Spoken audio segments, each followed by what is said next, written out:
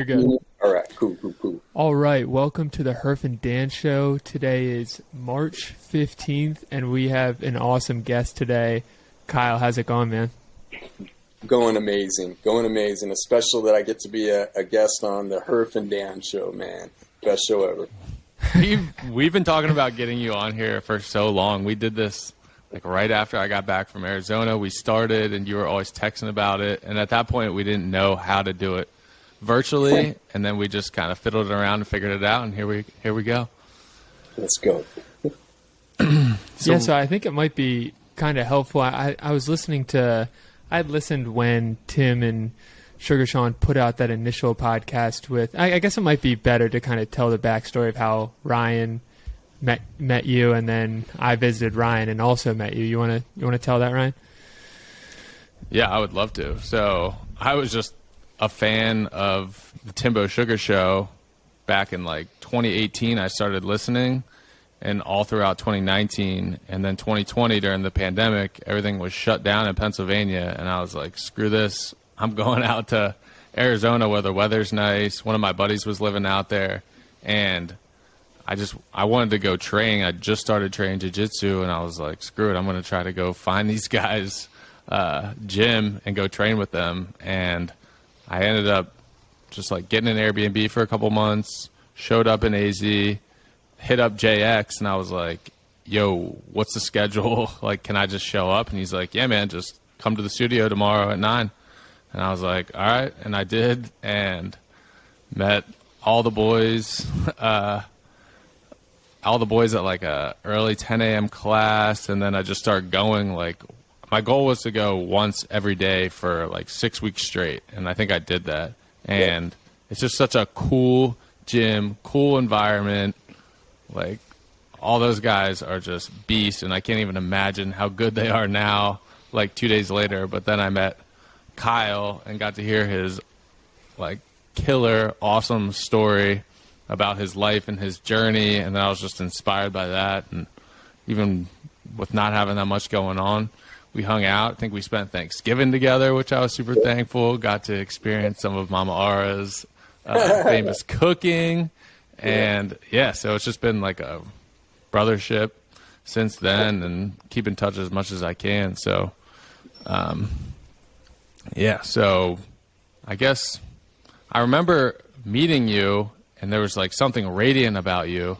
And then I went home and I listened to Timbo Sugar Show. It's like episode 90 or something. It was pretty early on, I think. I forget what number it was. With you, and you're telling your story about how you have 2 world records, one for, I think, the most chemotherapy treatments, and 2 for the largest biceps for a cancer patient. And then your just radiant energy just got me fired up every day and got me motivated to go into the gym. So I guess tell us what it's like to go through what you've gone through for the last however many years it's been. Yeah, it's been about 10 years, and I appreciate all that too. Super grateful to be on this podcast, and those are epic times, getting to hang with you and having Danny come in and visit. We all got to roll together, and I feel like you really get to know somebody on a lot deeper brotherhood level when you get to go to battle with him, and you kind of, and nobody's ever mad, to people that haven't done this before. It's always just it's just done in love, and when you're done, it just seems to build a brotherhood, and you just can't even explain how much better you get to know somebody. But yeah, it's been about 10 years now that I've been battling cancer. At the beginning, I bumped off right away at stage 4. The very first diagnosis was 6 months to live without chemo, and then a year with it. And I was like, man, why would I even do chemo? But I thought it was a weird poison or whatever. I didn't know anything about cancer, but it took me on this journey, and it's been awesome. It's overall, I would say that it's hard to describe. Like, I would say it's changed me. It's changed me to be a more grateful person. It's changed me to be maybe more patient. Of course, I got my imperfections still, but it's taken me on a journey and an avenue. I would have never met you guys if I hadn't been diagnosed. I would have been stuck in my career and just grinding away in the standard job and trying to do the thing, and it just destroyed all of that, brought it down to the bottom level, and it was just work to grow out of it. So it's been a lot of growth. It's been a lot of suffering, and that suffering, I'm a God guy, so through that suffering, I learned to really build up a deeper relationship with God, and really learned how important it is to have good people around you that you can share, that you can love on, that you can be grateful for.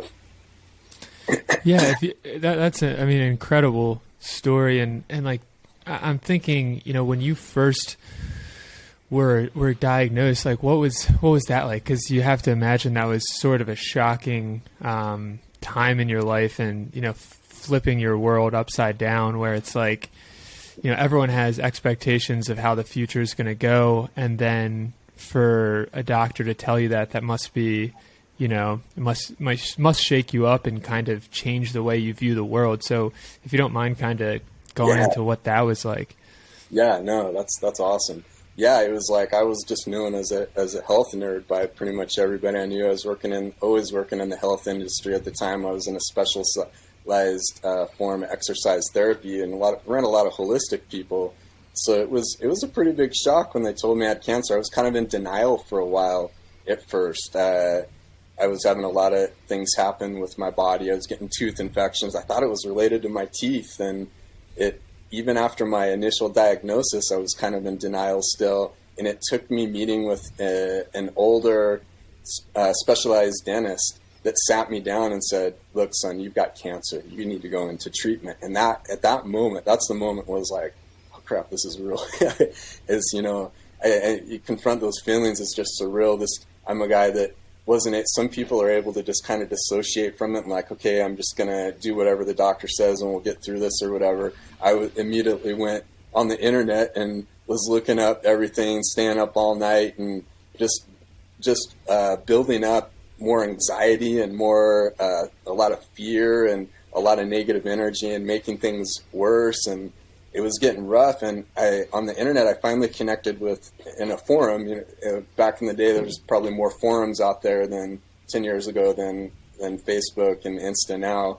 And I connected with a guy on there that was kind of like one of us. He ended up doing jiujitsu now. His name was Spider, and he told me, man, he'd been through already a year of treatment, and he said, what you got to do is you got to just chill, have yourself a beer, have some pizza. The chemo, when you go do chemo, you're probably going to end up feeling better when you go to do it. So that encouragement from him, maybe just kind of that night I did have a beer, had some pizza, I got a good night's rest. I went to chemo. Actually, it was rough. It was like a 9-hour process, but I got the chemo effects, but I felt better. Those cancer effects are super nasty. So as I went along with the treatment, I really started to rely on God. I said, "Hey God, are you real? Is this real?" And I tried to look for other people that had been through the treatment that could kind of direct me and counsel me maybe. And I finally came across a guy who I'm real close with to this day. His name is Keith. He's a pastor now. And I was explaining to him that, I think I'm okay with everything now. I think that I'm okay. I know where I'm going to go if I end up passing. This is, I don't like this exactly, but I'm okay. I'm at peace with it, except for my kids. At the time I had 2 boys, age 2 and 3. And I was like, they're not going to remember me. And that was killing me. It was eating me up. They're not going to remember their dad.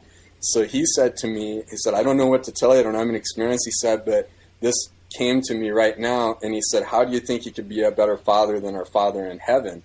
And that just stuck with me, and I thought of it every day. If anything happens, what's the worst that could happen is, the kids don't have their father. Well, I got to trust that my Father in heaven is going to take care of those kids. And whatever a person believes, it's kind of like surrendering and giving that control up. So if you don't, then it's a life and death thing. And I realized that stress would just end up killing me. So I had to find a way to be able to just release that part of stress and defeat the fear. Not that now fear might nip at my heels and stuff like that and try to get at me, but I feel that with that belief, I conquered the fear that would build that immense stress in my body.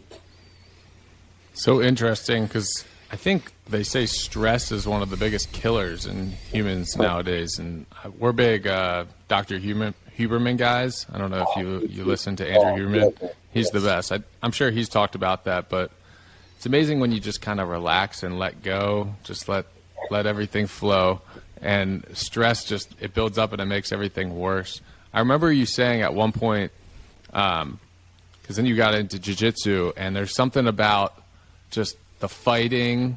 It feels like you're fighting the cancer, and like I remember you saying, like, even when you get a little bit of someone's sweat in your mouth, like it almost feels like it's helping to cure you. Like, can you take me through that? What's that? What do you think that's like, or how do you describe that?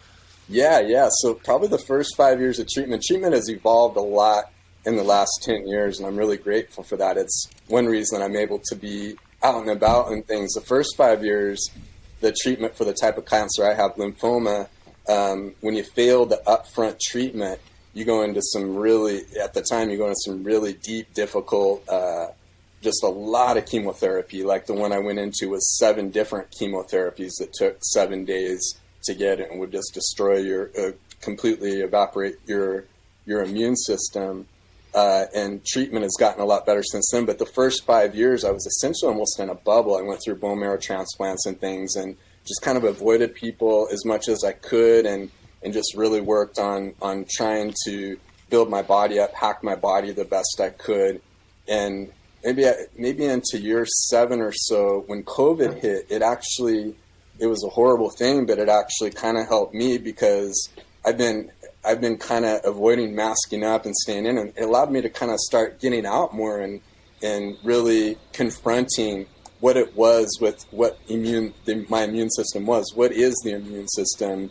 Is it better to coddle that immune system, or is it better to get out there and make it work out and exercise to strengthen your immune system? Should we be scared of every little bug out there, or should we go? So when that happened, it got me to get out a little bit more and wear a mask. And I just started, at that time, I thought, you know what, I'm going to push against the grain. I felt there was something off about this whole message of we need to mask up, we need to be scared. And it was against everything that I've been building towards. So I got invited into the jiu-jitsu world, which I kind of dabbled with different combat sports off and on, but it was never really the right fit. And I went in the spot, and immediately it's almost like just the right fit. God had just impressed me heavily. It was just the perfect fit, and I thought, I'm just going to go in and give this a shot, and did the jiu-jitsu and totally just got humbled. And it was probably one of the hardest physical things I've ever done, stepping into there, still on treatment and stuff, and going through the effects. And immediately something in me said, you got to go for this. You got to push you got to fight. There was something there that told me to go. And you got that inner voice that says, no, take it easy or whatever. But something told me, no, I know there's something with this message that's off, and I'm just going to go in there and train. So I thought, I'm going to go all in on this. And I just started training 2-3 times a day. And like Ryan is saying, in jiu-jitsu, you sweat so much, and especially in Arizona, the sweat would be dropping into my eye, and from a variety of different people, and I would pick up little bugs here and there, but over time I kind of got good at dealing with those with breath work and different things that I do to make my system stronger. And there was something about it, that fighting with other people, and that love-fight relationship that really paralleled alongside the cancer battle, that just helped it so much. It was like I'm physically fighting cancer in combat with somebody else, and that's the ultimate form of training my physical and mental body and emotional management.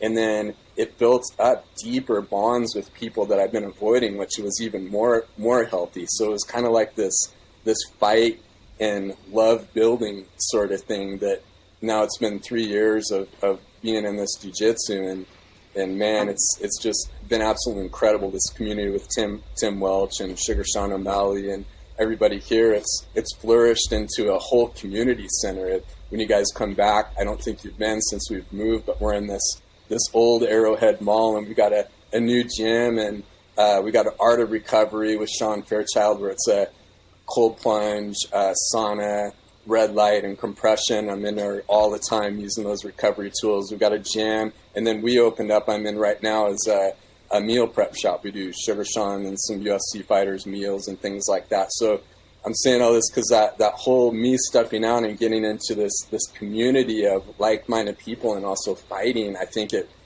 saved my life, absolutely.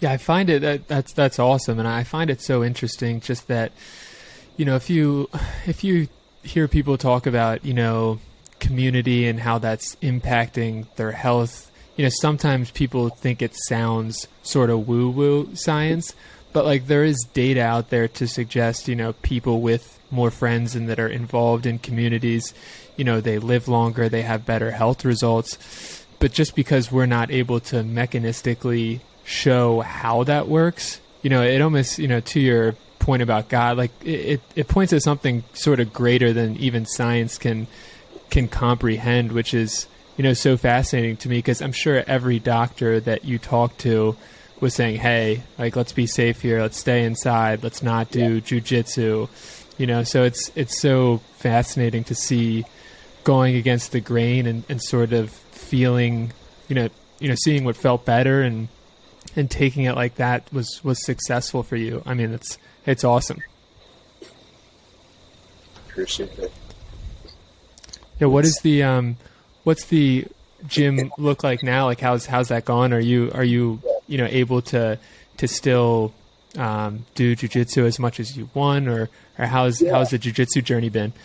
That's a good question. Yeah, the gym we got a much bigger gym now, as Sugar and Tim have become more successful in their career, and Sugar's got to be one of the most famous persons in the world now, not just in fighting, but in entertainment, maybe in the younger audience. They've got him being on the Joe Rogan show and things like that. Our gym I think it's really, we got a UFC cage in there now, and the mats are a lot bigger. They reopened our old gym, so we actually have two gyms going now.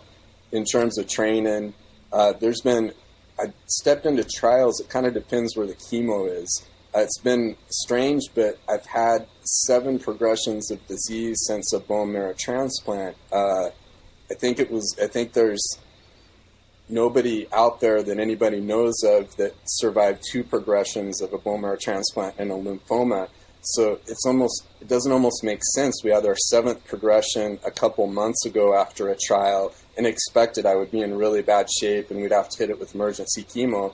But I've been doing really well. So like during this last couple of weeks, I've been able to train a lot more jiu-jitsu, pretty much go full force. The 3 months before that, now that most of the community knows and the coaches know, like, okay, they can kind of tell he's not feeling as well. We're not going to just drop the hammer on him and things like that. So I'll cut back on the training a little bit. But it was just about 8 months ago that I entered a tournament, and in my belt and age bracket, I won the state tournament. So I've been keeping up the training pretty solid enough to be able to be competitive. That's awesome. Congratulations. Thank you. Hell yeah. So I love what Tim is doing with the gym over there. I mean, we kind of like knew this was going to happen, because the gym was sweet that he used to be in, that we attended, but we knew that he was just going to outgrow that. The bigger him and Sugar Sean got, they would have to find a new space. So the new space is huge with a bunch of heavy bags, a cage. Like, it's turning into like an actual MMA gym now, right? Oh yeah, definitely. It's such a young gym. It's we have a lot of new, very young, fresh MMA athletes. Sugar and Tim this weekend are taking 3 of the top prospects up to Montana, where Sugar, the exact date 7 years ago that Sugar fought in Great Falls, and they're going to coach those guys in a match. So it's kind of exciting. These guys are all, we got a couple pros, I think, but for the most part, they're amateur guys. And man, with Tim's coaching, he's got to be I think I'm biased. I think he's the best MMA coach of all time, but he's definitely known as one of the top three, and especially a very young coach. He's already having a lot of success with these guys in an amateur level, so it'll be exciting to see what happens as they're following their careers. Yeah, I feel like that gym is going to turn into like an American Top Team in 10 years. It's going to be like one of the biggest gyms that everyone knows about, and they're going to have like big talent going there. But it seems like he's almost trying to build a pipeline and start these kids when they're younger and just build them up and make them into superstars, kind of like what he did with Sean, because a lot of people don't know, but Sean came from Montana with like no jiu-jitsu, no real striking skills. He was just an athlete who loved to get inside the cage, and now he's number one in the world. It's so crazy. It's amazing, and the jiu-jitsu sport has grown so much too. That's a whole new thing to me until I started three years ago. But see, on Flow Grappling and these world championships, ADCC and stuff like that, those guys are starting to get more and more well known. So he's trying to build up I think his first love probably is jiu-jitsu, even over MMA. It's like he's so good at the MMA coaching, but I feel like he really, really has a deep love for jiu-jitsu. And we'll get athletes from all over the world in Arizona that come in there to this comp training that he runs. That is just, it's amazing to watch these guys from all over the place that are top level jiu-jitsu athletes going. But it's something to watch these guys grow. I agree, and it'll be exciting to see in 10 years where it's going. And I think one thing that stands out to me is Sugar and Tim are some of the most generous guys. They got on their podcast. They get how do you say? Sometimes some people might see it as inappropriate. They're really catering to a 15 to 24 young man crowd, and in between the crowd, they're really motivating these young guys that have no direction otherwise. And that's one of the things I love the most, is seeing people come in here just from all over the place and come to train here. And some people end up washing out, but other people stick in there and their lives just change. And Tim and Sean are just impacting so many people and just being so generous and giving. It's coming back to them, and I think that's what we'll see in that growth in the future. Yeah, I think it's a great example of not to judge a book by its cover. You listen to a couple clips of Sean O'Malley, and it's like I could see where some people, people like older people would be, turned off a bit, but it seems like one of the nicest guys, and I haven't had the experience of, hanging out with him like you have, but, just when I went to that gym, Tim was like, I was there for one day, and the next day he was like, "How's it going, Danny?" Like, remembered my name, just a very personable guy, like just seems like salt of the earth kind of guy, and it's awesome to see. And to your point, like teaching young kids how to, eat right, do the sauna, like keep good care of their body. It's very important. And, just because they're making some inappropriate jokes, I see nothing wrong with it. The pros outweigh the cons, kind of. Absolutely. Even if that is a con, I enjoy their podcast. I do too. They just have the most fun in life. They're so great to follow. Yeah, exactly. They're like they perfectly like represent our generation coming up, but little do a lot of people know they're just complete badasses who could kick anyone's ass, and they're just super disciplined. They do hard things every day. Like, I try to get over and do my cryotherapy every day, but there's that voice in my head who's like, I do not want to be in there for that 3 minutes, but I got to get over. And every time you do it, it's worth it. But they're consistent, get it in every single day. And yeah, what's awesome about them is they literally came from nothing. They pretty much just showed up in Arizona with nothing, shared like a 1-bedroom apartment together, and now Shug is such a superstar. Tim is like a world-renowned coach. They're obviously making some good money. They're giving back to their community. It's awesome to know those guys and follow their journey. Definitely, I agree. Yeah, well, Ryan mentioned cryotherapy there. I remember hearing on their podcast about like your use of cold plunges and stuff like that? Has that continued? Is that still working to help the immune system? How's that gone? Absolutely, yeah. I got it in my house. I have a chest freezer that I just put. I think Ryan had seen it before. I don't think Ryan quite fit in there though. I think did we try that? I didn't fit. Crunch up in there. He's a little too tall for it, but yeah, there'll be stretches. If I'm working from home or I'm around the house or I'm trying to recover from a chemo, I'll be in there quite a bit during the day. I might be in there 6 to 8 times a day. I might do one, maybe 90-second in the morning, and then scattered throughout the day, I'll just do quick ones, like little 20 to 30-second cold plunges with a small amount of breath work.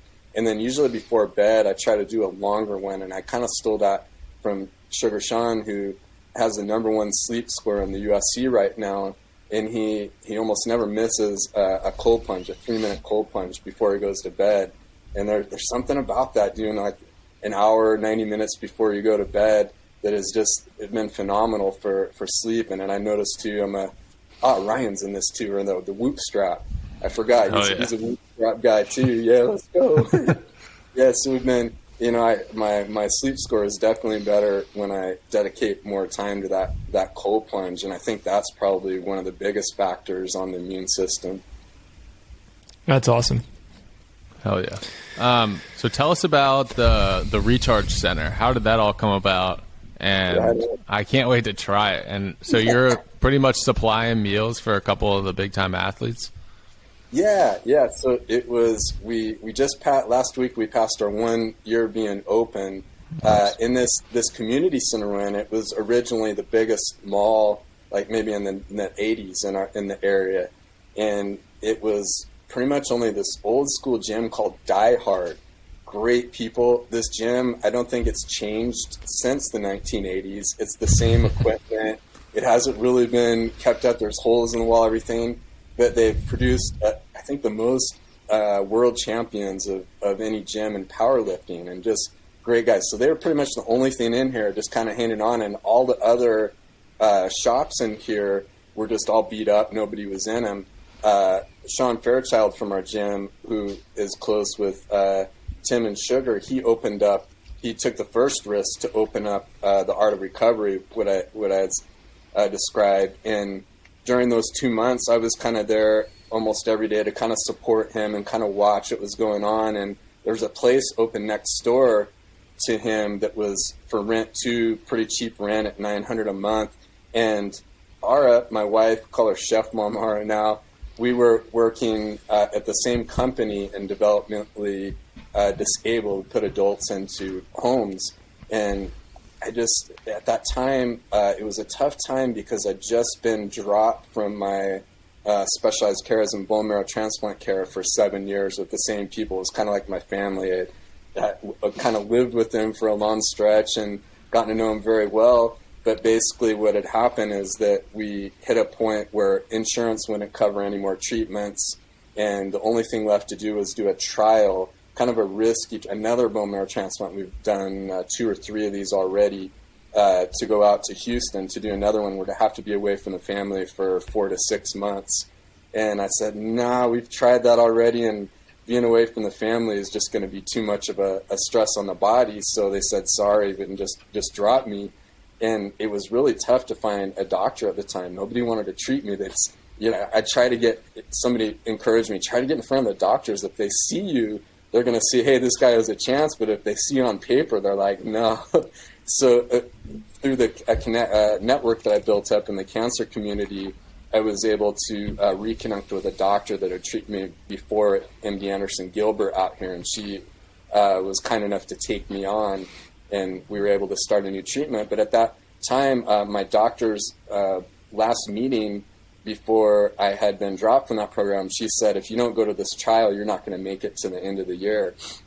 And so I was kind of reflecting, taking it back to Art of Recovery, Sean Fairchild and the Recovery Place, and thinking about the space next door, and thinking, my wife, Ara's dream is, since she was a young child, she grew up in the Philippines, it was to cook for people and just make them bring enjoyment, and that would be her career. and as she grew up, that was kind of her side hustle. She ended up was kind of left by her parents to take care of her sister that was 6 years younger, and she would go to school and she'd kind of side hustle and cooking things like these mango freeze pops and different little stuff. So just kind of just did that on the side and enjoyed doing that. So I knew that was her dream and her passion. So I thought, you know what, let's open up something here. Let's shoot for that passion. Let's take a risk. Then I know that if something happens to me, then she's got her dream. She's got this, her passion can be fulfilled. Let's take this risk. And we didn't quit our jobs. We kept our jobs.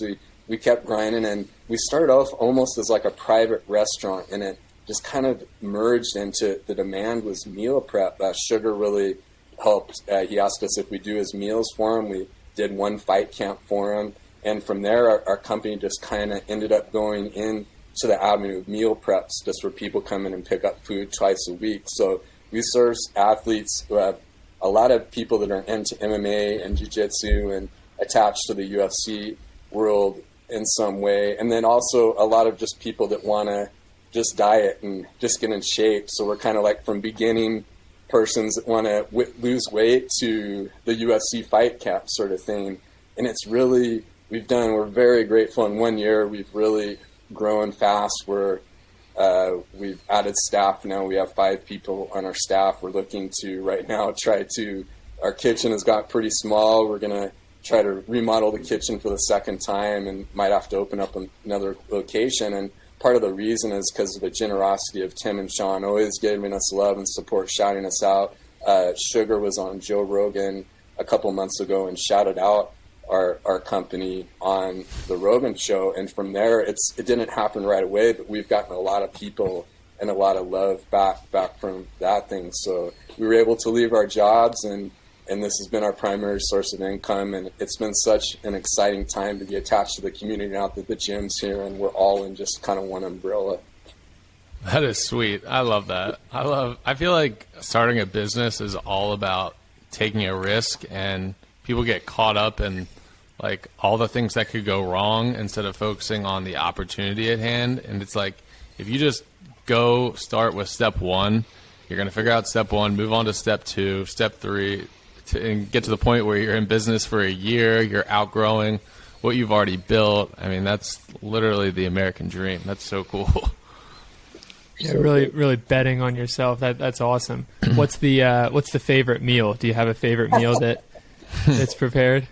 Surprisingly, so she cooks a lot of Asian cuisine. She started cooking mostly kind of Filipino food. That's her first love of food. There's chicken adobo was one of our staples, which is the biggest, most popular meal in the Philippines. However, in the meal prep business, we learned you got to keep it fresh. People will fall in love with something, but they want something new. So she'll kind of introduce new things, and she loves to try cooking new things. I know Ryan's a guy like that too. He loves to cook and kind of a yes, chef also. Yeah, he's got some skills, man. I can't wait till you guys are out here and check it out. But she started making these, we call them beefy cheesy burritos, and it's just organic ground beef or grass-fed and cheese, and then whatever herbs. The village she grew up in specialized in herbs and spices. That's kind of what they're known for. So I think that kind of put a new flavor, but those have been our most in demand. Everybody's asking for the burritos all the time, so that's that one, and probably the chicken adobo, and then there's a couple others. Beef bulgogi. She does a shrimp curry. Those have been pretty popular, where it's a rice and she puts some herbs in there, anti-inflammatory herbs that turn the rice yellow, and then there's going to be meat, about 35 grams of meat, and then maybe a little vegetable on the side is kind of the common meal. That's awesome. Sweet. Yeah, I feel like there's so many different meal plan like businesses out there, and it's sweet that you guys have kind of found your niche. Like I've never heard of with like an Asian/Filipino cuisine, so that kind of worked out perfect. We're trying. One thing that seems to help us, and it's been, some people want the meals frozen, where they can just come into the shop and pick them up in the fridge, but we've kind of flirted with that idea. But one thing that's, I think, set us apart and got us into a different group or culture of people or niche is is we'll cook it on the same day. So we always prepare our food fresh as possible, and the ingredients fresh and not frozen. Not that it's bad to freeze, but I feel like once you do start freezing it, you lose a little bit of the nutrients. So we thought about Sugar Sean as a model. We've done 4 fight camps, and we work with his nutrition coach. He's probably one of the top sports nutritionists in the world, Dan Garner. And so we've kind of learned and worked together with him and found what is the optimal fuel for athletes or for people, and that's helped us quite a bit. Wow. Yeah, it's awesome to have that guidance, working with someone who's sort of world-renowned or coaching Sugar in his journey. He help you guys? Does he help you guys figure out like the macros and everything? I don't really understand that, but like I know Yes. It's like carbs, protein, and I feel like with meal prep stuff, you need to know all that information, so that probably helps. Definitely. He is such a scientist. His program that he has Sugar on is like down to the micronutrient. It's crazy. And these guys, Sugar and Tim, like you watch their podcast and you might think, oh, these guys are just smoking weed, screwing around, and they're themselves when they're on there. The thing is that what a lot of people don't see is how disciplined they are. I've never seen them really be late to anything, and Sugar sticks to this very disciplined plan. I mean, it's kind of a tough plan to follow when you enter fight camp. You're eating 4 or 5 times a day, 4 ounces of lean organic meat, and not a whole lot of food there, and battling that kind of stuff. And all of the Dan Garner really analyzes. He constantly is analyzing his lab work, his blood and his stools, and really fine tuning that. So that's been kind of fun to watch as well. It's so amazing because I feel like in a sport like MMA, everyone is so good, so you have to do like the smallest things in order to separate yourself and to pretty much inch out someone like Peter Yan in such a close fight like that. Like if he wasn't so disciplined and did his cold plunge every day and ate clean every day, I feel like that gives you so much confidence going into a fight, knowing you did everything possible, you're as prepared you can be, and now you're going to go out and you're just going to perform. So discipline. Yeah, at that level, the margin of error, is so small that any edge you can get, I'm sure makes a world of difference. It's so true. I don't know if you guys remember when you were out here. I think had started as Levi Kelly. He plays on the Arizona Diamondbacks out here, and he got real serious recovering from injury and training MMA, and moved in with UFC fighters Jakar Close and Courtney Casey, and ended up getting invited into Nico Price UFC Fighters Fight Camp. Really, Tim said, hey, you could do the UFC. So he's attempting to become like the first, he's in spring training now, Major League Baseball player / UFC fighter. And we started a podcast a few months back called Untapped, and we really try to focus on where you go when you get into that spot where you're just in a dark place and there's nothing left in you. You go into that untapped space. How do you climb out of there, and what tools do you use in optimizing health? And I know it parallels a lot of what you guys are trying to do on your podcast too. But that's been a huge blessing and a lot of fun. Love. Oh, that's awesome. Yeah, so Levi, I mean, he's a freaking beast in jiu-jitsu. He was a couple years ago, so he's probably such a stud now. So I just listened to part of the podcast with Tim and him. So he's like legit. I know he said he was sparring with Nico, so he's thinking about like getting an amateur fight in and making this real, because he's probably pretty young. I'm sure he got drafted out of high school. Exactly right. Yeah, have a shot. He signed a contract at 18. The hard part is he had surgery, had thoracic outlet syndrome, and that kind of took him a step back. It was like a year recovery, but it enabled him to train a lot more and kind of develop those.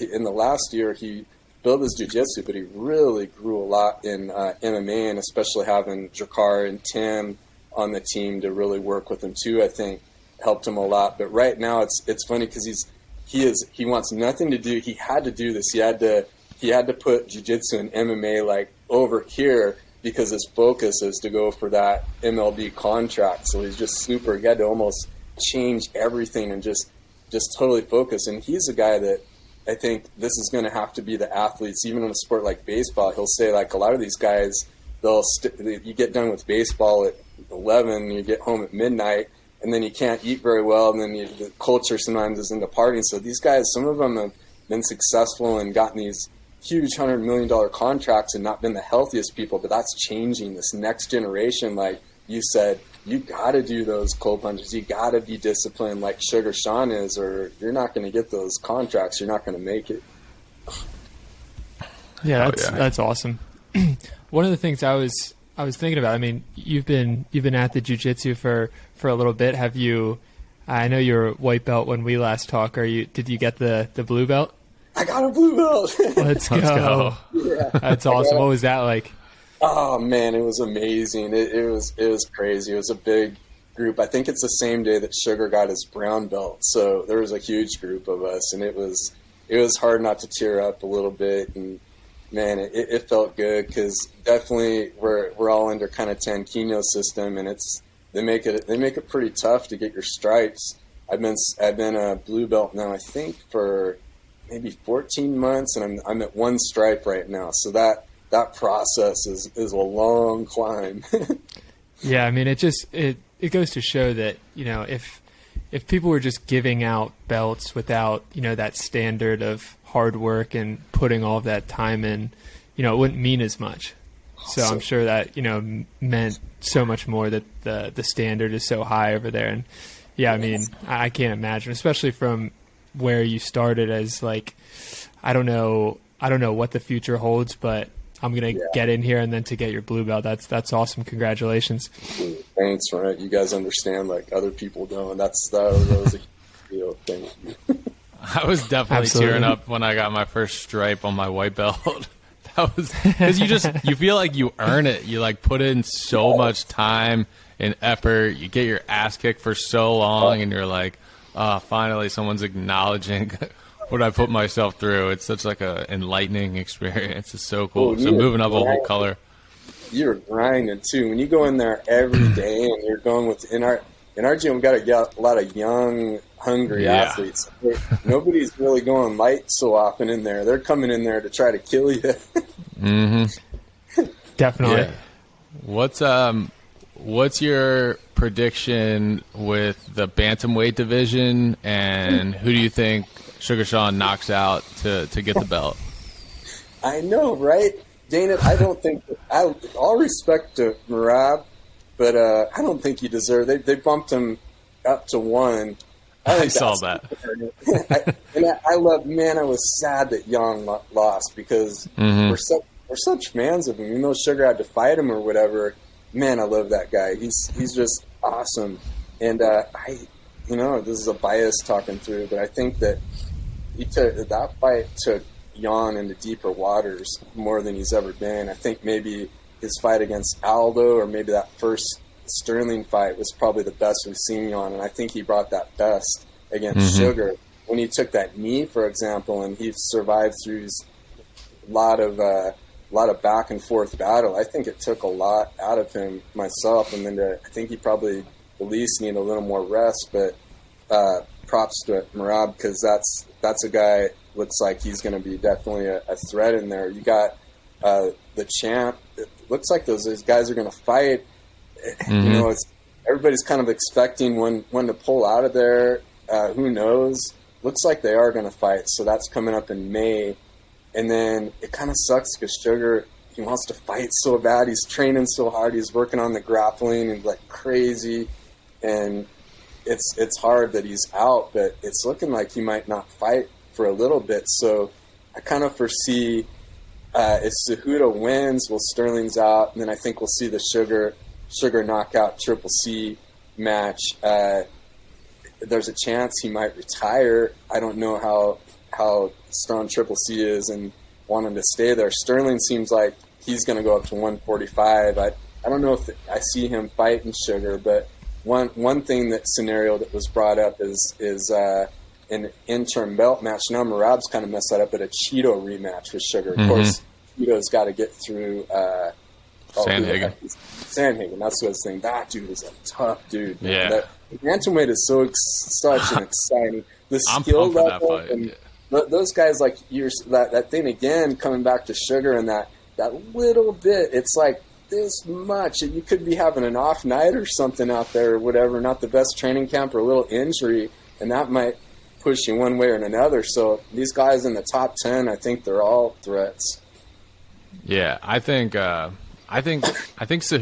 and Aljo are going to fight May 6th. I think they're both going to show up, but I love how Suge is like preparing as if he's going to fight May 6th in case one of them can't fight. He'll go in there and get the belt. But yeah, my prediction is I think Cejudo is going to beat him, and then I think they're still going to give the fight to Suge because they told him that his next fight is going to be for a championship, and he's just such a bigger draw. So I think they're going to.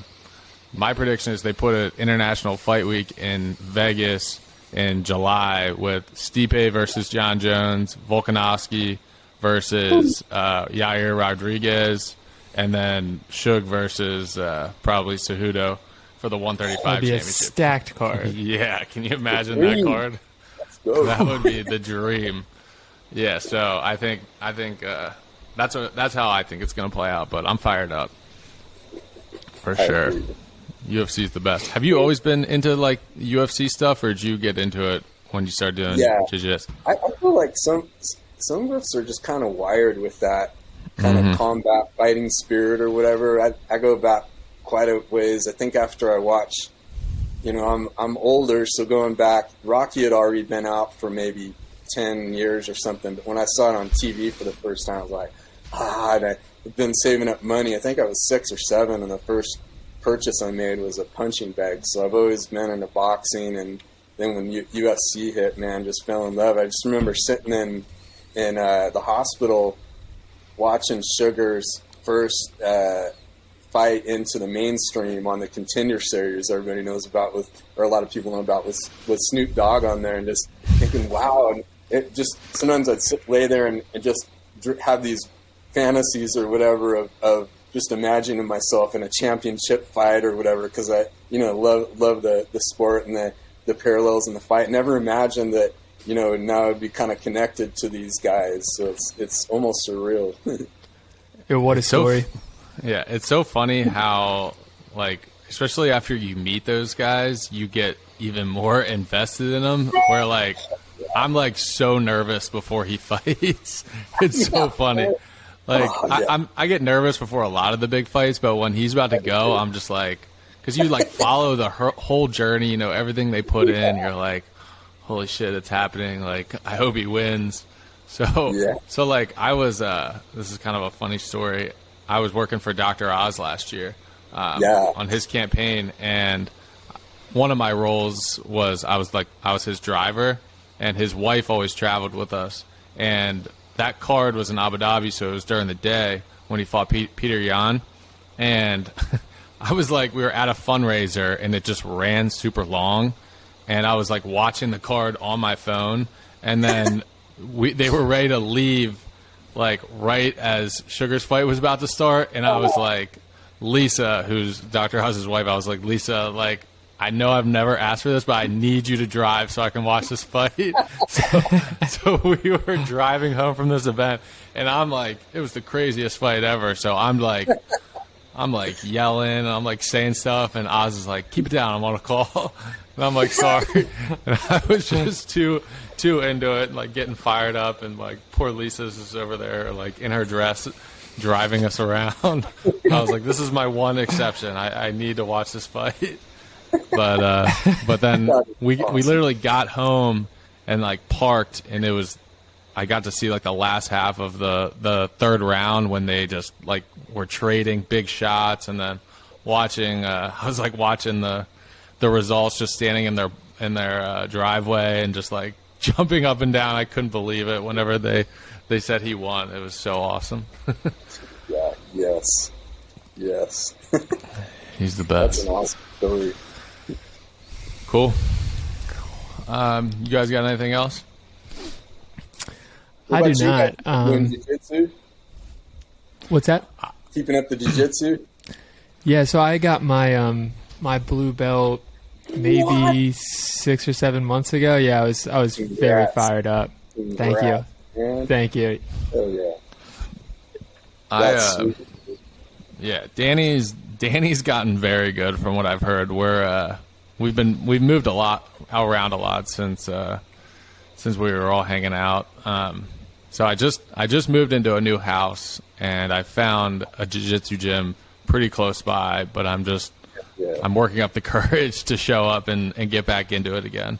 But I will. Yeah, it's crazy. Like I had my appendix out about a month and a half ago, and and just going back to the gym after not being there for a month and a half, it is, scary to get back in there.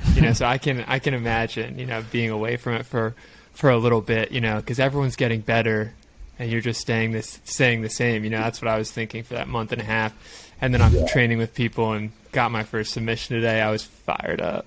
Let's go. Yeah. First submission back. Oh, wait, you went today? Yeah. Let's go. I'm back. I'm back. Awesome. Yeah. Are you guys doing breath work? Yeah, I'm trying to stay up. I do like some Wim Hof. Huberman has this NSDR that he talks about. It's kind of like it's kind of the just slowing the heart rate, so making sure your exhales are longer than your inhales, and it's like a 10-minute video he has where he guides you along in the process, and it's a bit of breath work, but I can always be better. It's such an easy practice, but I seem to let it slip by more than I should. It's hard. It's some work. It's some time sacrifice. It's like all these recovery tools. It's hard sometimes if you got a busy schedule and you got to work to weave these things in here. I've really, over time, I feel like it's like jiu-jitsu parallels with the breath work. We did a one in the gym yesterday with these guys that are cannabis and breath work.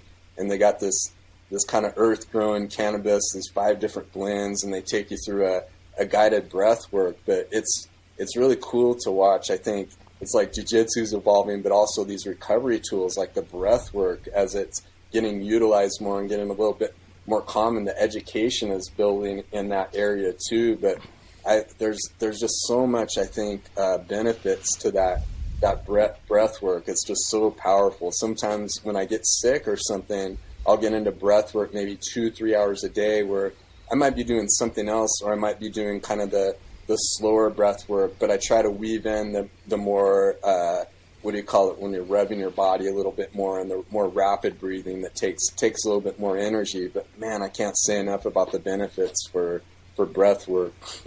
Yeah, and it's so applicable to, you get stressed or get in an environment where you're, feeling anxious, just to calm your system down with that. I mean, it's something that I think that kids should be taught more, because, the anxiety today and, you see an increase in that. And I feel like just looking inward and controlling the breath can conquer a lot of that. 100%. Yeah, I do it. I got away from it for a little bit, and then I went back to just doing Wim Hof, right before bed, and especially like having the Whoop to track it. I don't think I've ever got a bad recovery if I did my Wim Hof right before I went to sleep. It's just, I don't know exactly what the science is, but it sets you up for a great night's rest. And I started doing the mouth tape, which freaks out my girlfriend. But what a game changer, just breathing through your nose the whole time. Yeah, Danny's done it for a while, and she hates it. She thinks I'm a psychopath, and I keep sending her videos. I'm like, trust me, this works.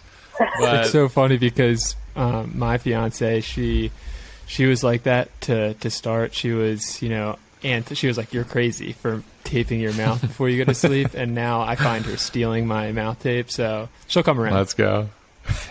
Oh yeah, no, I'm a big fan of that stuff. I'll go through periods where I use it or don't.